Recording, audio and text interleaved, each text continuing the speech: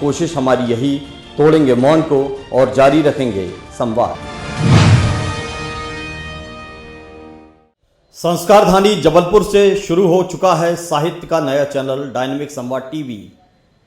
आप भी आइए, जुड़िए हमारे साथ, अपनी रचनाएं हम तक पहुंचाइए ताकि आप भी विश्व के साहित्य पटल पर उभर सके। आखिरी में केवल इतना कि कोशिश हमारी यही, तोड़ेंगे मौन को और जारी रखेंगे संवाद। नमस्कार। आज एक नए व्यंग्य के साथ। शीर्षक है स्वर्ग के द्वार पर कोरोना टेस्ट। क्या बात, क्या मैं बात। जबलपुर से आपका साथी व्यंगकार विवेक रंजन शिया। दानम वीरस्य भूषणम। गुरुजी ने उन्हें जीवन मंत्र समझाया था कि ये सारे करेंसी नोट तो यहीं रह जाते हैं, ऊपर तो केवल दान, दया, मदद की कोमल भावना के नोट ही चलते हैं। इस भाव को उन्होंने जीवन में अपना लिया था और इस दृष्टि से निश्चित ही वे बड़े पुण्यात्मा हैं।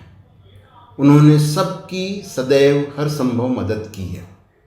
प्रधानमंत्री सहायता कोष की ढेर सारी रसीदें उनके पास सुरक्षित हैं। 1971 के भारत पाकिस्तान युद्ध का मौका रहा हो, कहीं भूकंप आया रहा हो या बाढ़ की विपत्ति से देश प्रभावित हुआ हो, अकाल पड़ा रहा हो या आगजनी की विपदा आई हो, उनसे जितना बन पड़ा मुक्त हृदय से उन्होंने हमेशा सहयोग किया। पहले चेक से राशि भेजते थे, फिर ड्राफ्ट का ज़माना आया, सीधे खाते में राशि जमा करने का मौका मिला और अब तो घर बैठे नेट बैंकिंग से या मोबाइल ऐप के जरिए ही मदद पहुंचाने की सुविधाएं दी जाने लगी।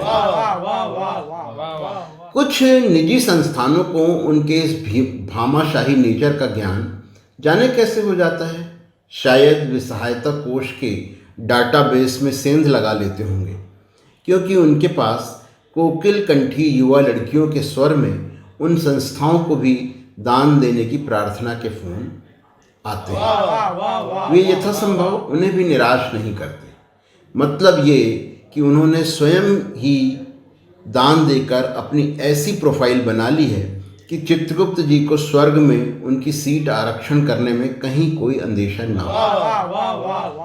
चीन से कोरोना क्या आया, वैश्विक महामारी फैल गई। इससे पहले कि वे पेंडेमिक राहत कोष में किसी तरह का कोई दान धर्म कर पाते, इस पावन धरा पर उनके जीवन का समय पूरा हो गया। लॉकडाउन के चलते सड़कें, गलियां, शहर सब वैसे ही वीरान थे। बिना ट्रैफिक में फंसे मिस्टर एम राज अर्थात यमराज सीधे उनके दरवाजे पर आ धमके।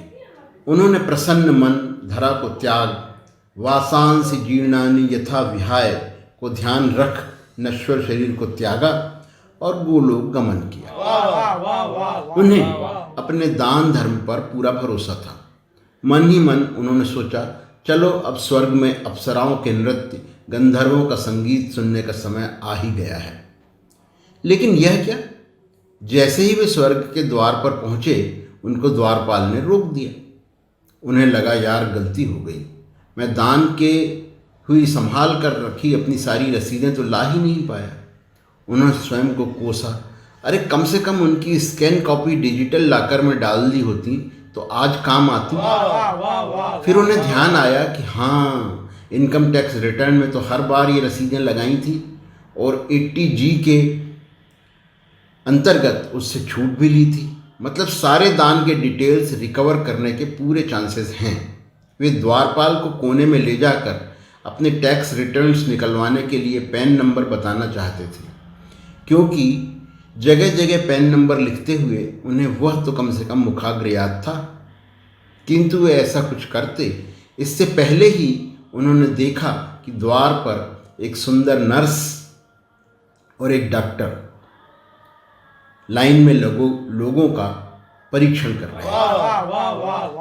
माथे पर पिस्तौल सा यंत्र ताने लोगों का तापमान ले रहे थे। नर्स गले से स्वाब, नाक से नेज़ल एस्पिरिट निकाल रही थी और सारी पुण्यात्माओं को बेवजह 21 दिनों के क्वारंटीन में स्वर्ग से बाहर बनाए गए टेंट के कैंप में भेजा जा रहा है। उन्हें कुछ गुस्सा भी आया, अरे कैसे भगवान ने जो चाइना के कोरोना तक को नहीं जीत पाए। किंतु तभी उन्हें ध्यान आया कि गुरुजी ने कहा था, जाहि विधि राखे राम ताहि विधि रही। बस उन्होंने सब्र से काम लिया और सारे सैंपल देकर लाइन से क्वारंटीन कैंप की ओर बढ़ चले। वहाँ पहले से ही कुछ जमाती पलंग पर जमे हुए दिखे। उन्हें आश्चर्य हुआ। उन्होंने पूछा तो पता चला कि कब्रिस्तान फुल चल रहे हैं, इसलिए हूरों की वेटिंग के लिए कुछ इंटर रिलीजन एग्रीमेंट हुआ है और इसके चलते इस कैंप में कुछ सीट्स खाली होने से इन लोगों को यहाँ वेटिंग पीरियड में रखा है। वे पलंग पर लेट ही रहे थे कि एक कर्कश आवाज़ आई, कब तक लेटे रहिएगा, उठिए चाय बनाइए, आज आपकी बारी है। उनकी गहरी तंद्रा टूट गई। पत्नी चाय बनाने का आदेश दे रही थी। रामदीन की छुट्टी कर दी गई थी और उन्होंने तथा पत्नी ने बारी बारी से किचन का जिम्मा संभाल रखा था। उन्होंने चाय का पानी चढ़ाते हुए तय किया, आज पीएम केयर फंड में 11,000 डाल ही देंगे, आखिर परलोक भी तो सुधारना है। नमस्कार, मैं जबलपुर से